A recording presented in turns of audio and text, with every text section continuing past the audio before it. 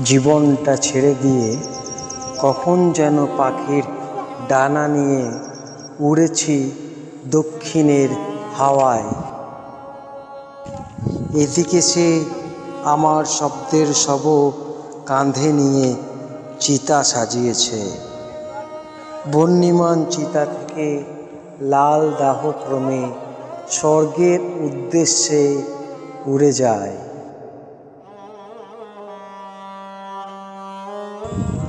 চিতাকাষ্ঠ শান্ত হলে দেখি পড়ে আছে এক রাশ ছাই।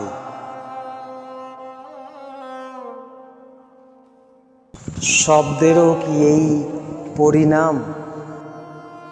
তার ভস্ম রাশি থেকে জন্মাবে নাকি নতুন ফিনিক্স?